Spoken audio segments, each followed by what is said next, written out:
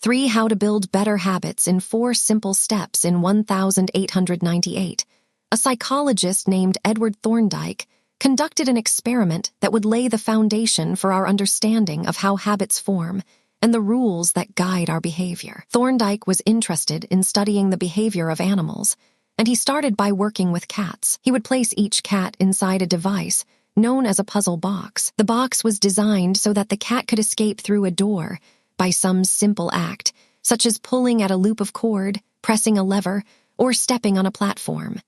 For example, one box contained a lever that, when pressed, would open a door on the side of the box. Once the door had been opened, the cat could dart out and run over to a bowl of food. Most cats wanted to escape as soon as they were placed inside the box. They would poke their nose into the corners, stick their paws through openings, and claw at loose objects. After a few minutes of exploration, the cats would happen to press the magical lever. The door would open, and they would escape. Thorndike tracked the behavior of each cat across many trials. In the beginning, the animals moved around the box at random, but as soon as the lever had been pressed and the door opened, the process of learning began. Gradually, each cat learned to associate the action of pressing the lever with the reward of escaping the box and getting to the food. After 20 to 30 trials, this behavior became so automatic and habitual that the cat could escape within a few seconds. For example, Thorndike noted, Cat 12 took the following times to perform the act: 160 seconds, 30 seconds, 90 seconds, 60, 15, 28, 20, 30, 22, 11, 15, 20, 12, 10, 14, 10, 8, 8, 5, 10, 8, 6, 6, 7. During the first 3 trials, the cat escaped in an average of 5 minutes. During the last 3 trials, it escaped in an average of 3 seconds. With practice, each cat made fewer errors, and their actions became quicker and more automatic. Rather than repeat the same mistakes, the cat began to cut straight to the solution. From his studies, Thorndike described the learning process by stating, "Behaviors followed by satisfying consequences tend to be repeated, and those that produce unpleasant consequences are less likely to be repeated." His work provides the perfect starting point for discussing how habits form in our own lives. It also provides answers to some fundamental questions like, what are habits, and why does the brain bother building them at all? Why your brain builds habits. A habit is a behavior that has been repeated enough times to become automatic. The process of habit formation begins with trial and error. Whenever you encounter a new situation in life, your brain has to make a decision. How do I respond to this? The first time you come across a problem, you're not sure how to solve it. Like Thorndike's cat, you're just trying things out to see what works. Neurological activity in the brain is high during this period. You are carefully analyzing the situation and making conscious decisions about how to act. You're taking in tons of new information and trying to make sense of it all. The brain is busy learning the most effective course of action. Occasionally, like a cat pressing on a lever, you stumble across a solution. You're feeling anxious, and you discover that going for a run calms you down. You're mentally exhausted from a long day of work, and you learn that playing video games relaxes you. You're exploring, and then bam, a reward. After you stumble upon an unexpected reward, you alter your strategy for next time. Your brain immediately begins to catalog the events that preceded the reward. Wait a minute, that felt good. What did I do right before that? This is the feedback loop behind all human behavior. Try, fail, learn, try differently. With practice, the useless movements fade away and the useful actions get reinforced. That's a habit forming. Whenever you face a problem repeatedly, your brain begins to automate the process of solving it. Your habits are just a series of automatic solutions that solve the problems and stresses you face regularly. As behavioral scientist Jason Hreher writes, habits are simply reliable solutions to recurring problems in our environment. As habits are created, the level of activity in the brain decreases. You learn to lock in on the cues that predict success and tune out everything else. When a similar situation arises in the future, you know exactly what to look for. There is no longer a need to analyze every angle of a situation. Your brain skips the process of trial and error and creates a mental rule.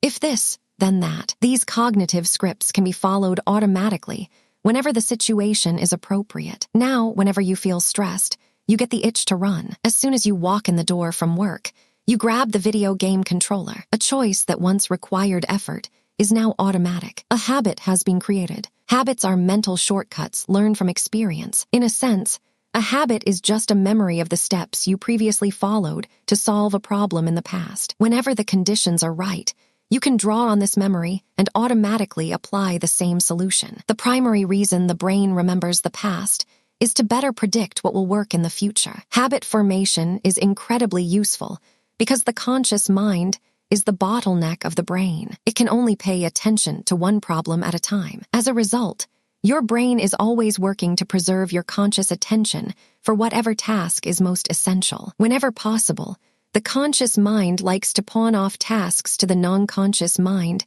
to do automatically. This is precisely what happens when a habit is formed. Habits reduce cognitive load and free up mental capacity, so you can allocate your attention to other tasks. Despite their efficiency, some people still wonder about the benefits of habits. The argument goes like this: will habits make my life dull? I don't want to pigeonhole myself into a lifestyle I don't enjoy. Doesn't so much routine take away the vibrancy and spontaneity of life? Hardly. Such questions set up a false dichotomy. They make you think that you have to choose between building habits and attaining freedom. In reality, the two complement each other. Habits do not restrict freedom. They create it. In fact, the people who don't have their habits handled are often the ones with the least amount of freedom. Without good financial habits, you will always be struggling for the next dollar. Without good health habits, you will always seem to be short on energy. Without good learning habits, you will always feel like you're behind the curve. If you're always being forced to make decisions about simple tasks, when should I work out? Where do I go to write? When do I pay the bills? Then you have less time for freedom. It's only by making the fundamentals of life easier that you can create the mental space needed for free thinking and creativity. Conversely, when you have your habits dialed in and the basics of life are handled and done, your mind is free to focus on new challenges and master the next set of problems. Building habits in the present allows you to do more of what you want in the future. The science of how habits work. The process of building a habit can be divided into 4 simple steps: cue, craving, response, and reward. Breaking it down into these fundamental parts can help us understand what a habit is, how it works, and how to improve it. Figure 5.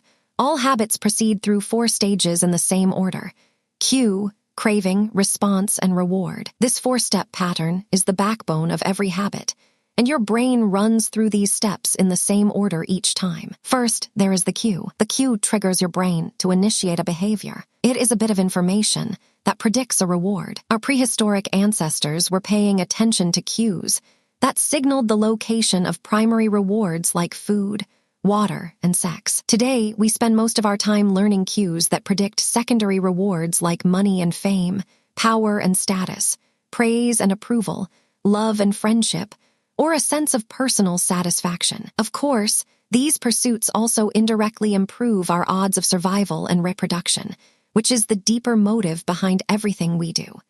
Your mind is continuously analyzing your internal and external environment for hints of where rewards are located. Because the cue is the first indication that we're close to a reward, it naturally leads to a craving. Cravings are the second step, and they are the motivational force behind every habit. Without some level of motivation or desire, without craving a change, we have no reason to act. What you crave is not the habit itself, but the change in state it delivers. You do not crave smoking a cigarette. You crave the feeling of relief it provides. You are not motivated by brushing your teeth, but rather by the feeling of a clean mouth. You do not want to turn on the television.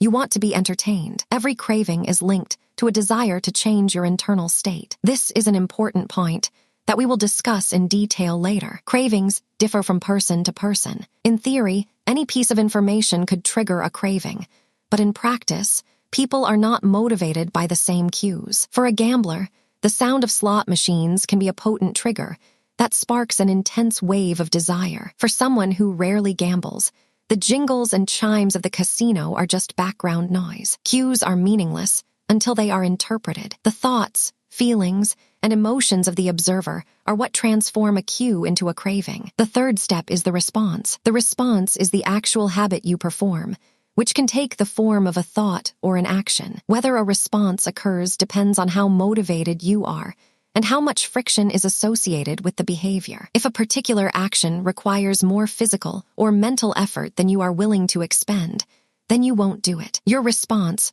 also depends on your ability. It sounds simple, but a habit can occur only if you are capable of doing it. If you want to dunk a basketball but can't jump high enough to reach the hoop, well, you're out of luck. Finally, the response delivers a reward. Rewards are the end goal of every habit. The cue is about noticing the reward. The craving is about wanting the reward. The response is about obtaining the reward. We chase rewards because they serve two purposes. One, they satisfy us, and two, they teach us. The first purpose of rewards is to satisfy your craving. Yes, rewards provide benefits on their own. Food and water deliver the energy you need to survive. Getting a promotion brings more money and respect. Getting in shape improves your health and your dating prospects. But the more immediate benefit is that rewards satisfy your craving to eat, or to gain status, or to win approval. At least for a moment, rewards deliver contentment and relief from craving. Second, rewards teach us which actions are worth remembering in the future. Your brain is a reward detector. As you go about your life, your sensory nervous system is continuously monitoring which actions satisfy your desires and deliver pleasure. Feelings of pleasure and disappointment are part of the feedback mechanism that helps your brain distinguish useful actions from useless ones. Rewards close the feedback loop and complete the habit cycle. If a behavior is insufficient in any of the 4 stages, it will not become a habit. Eliminate the cue, and your habit will never start. Reduce the craving, and you won't experience enough motivation to act. Make the behavior difficult, and you won't be able to do it. And if the reward fails to satisfy your desire, then you'll have no reason to do it again in the future. Without the first 3 steps, a behavior will not occur. Without all 4, a behavior will not be repeated. The habit loop, figure 6. The 4 stages of habit are best described as a feedback loop. They form an endless cycle that is running every moment you are alive. This habit loop is continually scanning the environment, predicting what will happen next, trying out different responses, and learning from the results. Asterisk in summary, the cue triggers a craving, which motivates a response, which provides a reward, which satisfies the craving, and ultimately becomes associated with the cue. Together, these 4 steps form a neurological feedback loop. Cue, craving, response, reward. Cue, craving, response, reward, that ultimately allows you to create automatic habits. This cycle is known as the habit loop. This 4-step process is not something that happens occasionally, but rather it is an endless feedback loop that is running and active during every moment you are alive. Even now, the brain is continually scanning the environment, predicting what will happen next, trying out different responses, and learning from the results. The entire process is completed in a split second, and we use it again and again without realizing everything that has been packed into the previous moment. We can split these 4 steps into 2 phases: the problem phase and the solution phase. The problem phase includes the cue and the craving, and it is when you realize that something needs to change. The solution phase includes the response and the reward, and it is when you take action and achieve the change you desire. Problem phase 1, cue 2, craving. Solution phase 3, response 4, reward. All behavior is driven by the desire to solve a problem. Sometimes the problem is that you notice something good and you want to obtain it. Sometimes the problem is that you are experiencing pain and you want to relieve it. Either way, the purpose of every habit is to solve the problems you face. In the table on the following page, you can see a few examples of what this looks like in real life. Imagine walking into a dark room and flipping on the light switch. You have performed this simple habit so many times that it occurs without thinking. You proceed through all 4 stages in the fraction of a second. The urge to act strikes you without thinking. Problem phase 1, cue. Your phone buzzes with a new text message. 2, craving. You want to learn the contents of the message. Solution phase 3, response. You grab your phone and read the text. 4, reward. You satisfy your craving to read the message. Grabbing your phone becomes associated with your phone buzzing. Problem phase 1, cue. You are answering emails. 2, craving. You begin to feel stressed and overwhelmed by work. You want to feel in control. Solution phase 3, response. You bite your nails. 4, reward. You satisfy your craving to reduce stress. Biting your nails becomes associated with answering email. Problem phase 1. Cue, you wake up. 2. Craving, you want to feel alert. Solution phase 3. Response, you drink a cup of coffee. 4. Reward, you satisfy your craving to feel alert. Drinking coffee becomes associated with waking up. Problem phase 1. Cue, you smell a donut shop as you walk down the street near your office. 2. Craving, you begin to crave a donut. Solution phase 3. Response, you buy a donut and eat it. 4. Reward, you satisfy your craving to eat a donut. Buying a donut becomes associated with walking down the street near your office. Problem phase 1. Cue, you hit a stumbling block on a project at work. 2. Craving, you feel stuck and want to relieve your frustration. Solution phase 3. Response, you pull out your phone and check social media. 4. Reward, you satisfy your craving to feel relieved. Checking social media becomes associated with feeling stalled at work. Problem phase 1. Cue, you walk into a dark room. 2. Craving, you want to be able to see. Solution phase 3. Response, you flip the light switch. 4. Reward, you satisfy your craving to see. Turning on the light switch becomes associated with being in a dark room. By the time we become adults, we rarely notice the habits that are running our lives. Most of us never give a second thought to the fact that we tie the same shoe first each morning, or unplug the toaster after each use, or always change into comfortable clothes after getting home from work. After decades of mental programming, we automatically slip into these patterns of thinking and acting. The 4 laws of behavior change in the following chapters. We will see time and again how the 4 stages of cue, craving, response, and reward influence nearly everything we do each day. But before we do that, we need to transform these 4 steps into a practical framework that we can use to design good habits and eliminate bad ones. I refer to this framework as the 4 laws of behavior change, and it provides a simple set of rules for creating good habits and breaking bad ones. You can think of each law as a lever that influences human behavior. When the levers are in the right positions, creating good habits is effortless. When they are in the wrong positions, it is nearly impossible. How to create a good habit? The first law, cue, make it obvious. The second law, craving, make it attractive. The third law, response, make it easy. The fourth law, reward, make it satisfying. We can invert these laws to learn how to break a bad habit. How to break a bad habit: inversion of the first law, cue, make it invisible. Inversion of the second law, craving, make it unattractive. Inversion of the third law, response,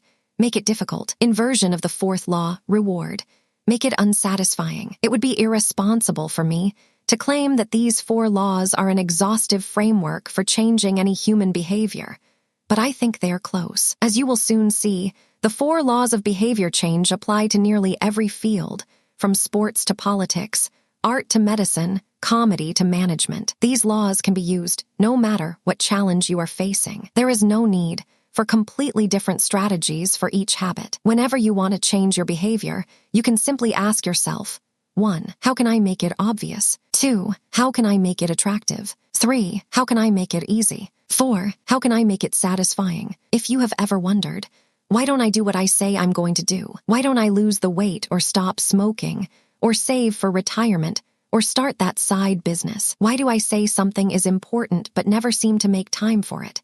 The answers to those questions can be found somewhere in these 4 laws. The key to creating good habits and breaking bad ones is to understand these fundamental laws and how to alter them to your specifications. Every goal is doomed to fail if it goes against the grain of human nature. Your habits are shaped by the systems in your life. In the chapters that follow, we will discuss these laws one by one and show how you can use them to create a system in which good habits emerge naturally and bad habits wither away. Chapter summary: a habit is a behavior that has been repeated enough times to become automatic. The ultimate purpose of habits is to solve the problems of life with as little energy and effort as possible. Any habit can be broken down into a feedback loop that involves 4 steps: cue, craving, response, and reward. The 4 laws of behavior change are a simple set of rules we can use to build better habits. They are: 1. Make it obvious.